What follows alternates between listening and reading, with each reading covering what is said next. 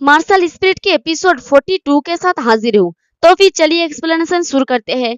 Episode के शुरुआत में हम देखते हैं कि एल्डर वांग झाओ सनसन को सहारा देके जियांगटिंग के सामने आता है और कहता है कि चेनफेंग, तुम इस बार जीत गए हो, लेकिन ढीला मत पड़ना, सनसन तुम्हारे साथ कैचअप करने की पूरी कोशिश करेगा। तो चेनफेंग कहता है कि ठीक है, जब वो उठेगा तो प्लीज उसे बताइएगा कि मैं उसके चैलेंज की वेट करूंगा। तो एल्डर वांग कहता है कि मैं करूंगा, ठीक है फिर मिलते हैं, और वो झाओ सनसन को लेके वहां से उड़ जाता है। तभी पीछे से एल्डर ली नौटंकी करते हुए आते हुए कहता है कि मिस्टर चैन, मैं रिजल्ट को रिपोर्ट करने के लिए अपने सेट में वापस जा रहा हूँ। एक बार तुम्हारे साथ अच्छा रिलेशनशिप बनाने के बाद मुझे यहाँ से जाने की उम्मीद नहीं था, मैं ऐसे जाना नहीं चाहता। तो उसकी बात सुन के चेनफेंग मुस्कुरा के कहता है कि तो फिर हमारे साथ क्यानुअन सेट में जाने के बारे में आपका क्या ख्याल है, तब हम बातचीत कर सकते हैं। तो ये सुन के तो एल्डर ली डर जाता है और वो तुरंत वहां से जाते हुए चिल्ला के कहता है कि किसी और दिन, डेफिनेटली मैं किसी और दिन तुमसे मिलने आऊंगा, मुझे अब अपने सेट में वापस जाना होगा, गुड बाय। तो चेनफेंग उसे जाते हुए देखकर मुस्कुराने लगता है। तभी उसके पीछे मास्टर बुफान आता है और कहता है कि वेल डन चेनफेंग। तो चेनफेंग उन्हें ग्रीट करते हुए कहता है कि थैंक यू मेरे लिए। बट तभी उसकी बात को बीच में काटते हुए मास्टर बुफान कहता है कि चलो इसके बारे में बाद में हमारे सेट में बात करते हैं। और वो अपने हाथों को घुमाता है तो उनका बड़ा सा शिप वहां पर आ जाता है। तो मास्टर बुफान उस शिप के ओर जाते हुए चिल्ला के कहता है कि सब लोग चलो वापस चलते हैं। तो एक एक करके सभी डिसाइपल और एल्डर्स उस शिप के ऊपर चलने लगता है। तो एल्डर रैन जाती हुई अपने मन में सोचती है कि अभी चेनफेंग के पास आईसी जेड लोटस फ्लावर है, एक बार जब हम सेट में वापस आएंगे तो मुझे उसे हासिल करने की ट्राई जरूर ही करना होगा। फिर हमें क्यानियन सेट की आउटर सेट का सीन दिखाया जाता है। वहां पर चेयर के ऊपर मास्टर बुफान बैठा होता है और वो सबको कहता है कि मैंने आप लोगों को इस कंपटीशन के रिजल्ट के बारे में बताया है, तो आप लोग और क्या जानना चाहते हैं। तो दोनों तरफ एल्डर्स खड़े होते हैं और बीच में सारे डिसाइपल यानी बचे हुए डिसाइपल। तो एल्डर सू तिरछी नजर से चेनफेंग की तरफ देख के कहता है कि क्लिफ से गिरने के बाद वापस आना, येलो ग्रेड की 4th रैंक पर झाओ सनसन को हराना और डिवाइन और रियलम की 3rd लेवल पर रेड ड्रैगन को भी मारना, चेनफेंग कितना अमेजिंग है। तभी मास्टर सन भी कहता है कि उसने किनमू सेट को खत्म कर दिया और जिनगांग सेट के ऑलमोस्ट आधे को हर्ट कर दिया और किनमोलिन को भी मार दिया, उसे इतना फेयर्स होने की उम्मीद नहीं किया था। तभी एल्डर चेनग्यून कहता है कि येलो ग्रेड की 6th रैंक वर्ल्डलेट और एक एंशियंट मार्शल स्पिरिट, वो यान क्योंगियो के डिसाइपल होने के लायक है और उससे भी बेहतर काम करता है। तो उन सभी की बातों को और तारीफ को सुनकर अंकल हान मुस्कुरा के अपने मन में सोचता है कि मुझे उम्मीद नहीं था कि चेनफेंग और यूएर को इतना कुछ सहना पड़ेगा। खुशी है कि वो सही सलामत वापस आ गए। और एल्डर रेन तो गुस्से में जलने लगती है और वो अपने मन में कहती है कि मैं डेफिनेटली इस कमीने को फ्लावर देने पर मजबूर कर दूंगा। तभी मास्टर बुफान अपने जगह से उठ के सभी को कहता है कि जबकि इससे ज्यादा कुछ भी नहीं है जो आप लोग जानना चाहते हो, तो फिर मुझे एक बात का अनाउंस करने दो।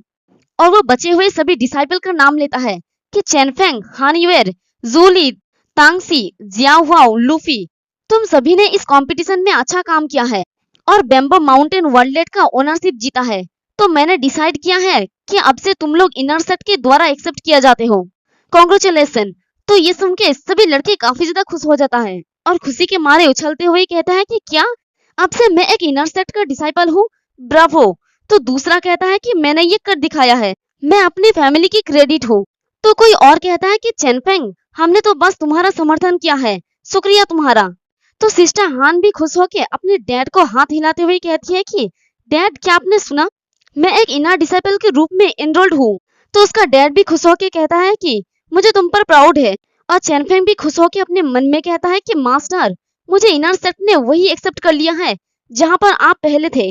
फिर मास्टर बुफान कहता है कि अच्छा ठीक है, अगर तुम लोगों का यहाँ पर हो गया है तो तुम लोग वापस जा सकते हो और जाके थोड़ा रेस्ट कर सकते हो, मैं तुम लोगों को कल इनर सेट में ले जाऊंगा। तो सभी लड़की ग्रीट करके कहता है कि ठीक है मास्टर, और वो सब लोग वहां से जाने लगता है। तभी पीछे से एल्डर रैन चिल्ला के कहता है कि चेनफेंग यहीं पर रुक जाओ। तो उसकी आवाज सुन के चेनफेंग रुक जाता है और पीछे मुड़ते हुए कहता है कि क्या हुआ एल्डर रैन। तो एल्डर रैन कहती है कि चेनफेंग, मुझे वो आईसी जेड लोटस फ्लावर दो, ये कंपटीशन का प्राइज है, इसलिए तुम्हें इसे सेट को देना चाहिए। तो उसकी बात सुन के चेनफेंग कहता है कि आईसी जेड लोटस फ्लावर, एक डिसाइपल के रूप में अगर सेट चाहे कि मैं ऐसा करूं तो मैं ये सौंप दूंगा। लेकिन एल्डर रैन, क्या आप इस सेक्ट को रिप्रेजेंट कर सकते हैं? इसके अलावा मुझे याद है कि मास्टर ने कहा था कि बैम्बू माउंटेन वर्डलेट में मिले सभी आइटम्स पर्सनली हमारे हो जाएंगे और हमें उन्हें सेक्ट को सौंपने की जरूरत नहीं है ना? तो एल्डर रैन गुस्से में चिल्ला के कहता है कि मैं अपने सेक्ट का एक एल्डर हूँ और ऑफ कोर्स मैं हमारे सेक्ट को रिप्रेजेंट करता हूँ। तभी मास्टर बुफान कहता है कि तुम कितना पावरफुल हो एल्डर रैन, और वो गुस्से में एल्डर रैन की तरफ देख के कहता है कि तो क्या तुम मेरे स्टेटस को हड़पाना चाहती हो? तो उनके गुस्सा देखकर एल्डर रैन घबरा के कहती है कि मुझ में इतनी हिम्मत नहीं है मास्टर। तो मास्टर बुफान कहता है कि मैंने कहा कि बैम्बू माउंटेन वर्डलेट में मिले सभी आइटम्स पर्सनली उनके पास जाएगा और इसमें ये आईसी-जेड लोटस फ्लावर भी शामिल है। फिर वो खुद को शांत करके कहता है कि लेकिन अगर तुम चाहो तो चेनफेंग के साथ निगोशिएट कर सकते हो। तो चेनफेंग उस फ्लावर को उछलते हुए कहता है कि सच कहो तो मुझे इस फ्लावर की बिल्कुल भी जरूरत नहीं है और अगर कोई इसे खरीदना चाहते हैं तो ये निगोशिएट के लायक है। तो ये सुन के एल्डर रैन जल्दी से कहती है कि श्योर, बताओ इसकी प्राइस कितना है? तो चेनफेंग मुस्कुरा के कहता है कि सॉरी, लेकिन आप इसमें शामिल नहीं हो, मैं आपको ये बिल्कुल भी नहीं बेचूंगा। और एल्डर रैन तो है करके देखती रह जाती है। तो वो गुस्से में कहती है कि तुम। तो चेनफेंग वहां से जाते हुए कहता है कि मैं अपना छुट्टी लूंगा मास्टर, और सबको कहता है कि चलो चलते हैं। तो पीछे से एल्डर रैन उसे देख के गुस्से में सोचती है कि तुम्हारा हिम्मत भी कैसे हुई पब्लिक में मुझे ह्यूमिलेट करने की, मैं तुम्हें मार डालूंगी। फिर हमें दूसरे दिन का सीन दिखाया जाता है। मास्टर बुफन सभी डिसाइपल को लेकर इनर सेट की तरफ जाने लगता है और कहता है कि उस गेट को पार करने के बाद तुम लोग ऑफिशियली तौर पे इनर सेट में एंटर करोगे। तो सभी लड़के काफी ज्यादा एक्साइटेड होता है और उस गेट को देख के चिल्ला के कहता है कि वाओ, कितना बड़ा गेट है। फिर वो लोग सीढ़ी चढ़ते हुए गेट के करीब पहुंच जाता है। तो मास्टर बुफान कहता है कि अच्छा ठीक है, मैं यही रुकूंगा। मुझे तुम्हें याद दिलाना है कि ये आउटर सेट से अलग है। इनर सेट डिसाइपल के बीच की फाइट्स को एनकरेज करता है। लड़ते टाइम बहुत से डिसाइपल मर सकते हैं या घायल हो सकते हैं। तुम लोगों को अपने कैपेबिलिटीज को जानने की जरूरत है। तो सभी लड़के ग्रीट करते हैं और चेनफेंग कहता है कि ठीक है, हम समझ गए हैं, आपका बहुत बहुत शुक्रिया मास्टर। और वो खुश होकर अपने मन में सोचता है कि फाइट्स को एनकरेज करते हैं, मैं तो बिल्कुल यही चाहता हूँ। फिर मास्टर वुफान चेनफेंग के कंधे में हाथ रख के उसे पैट करते हुए कहता है कि चेनफेंग, तुम्हें अब से अपना रास्ता खुद बनाना होगा।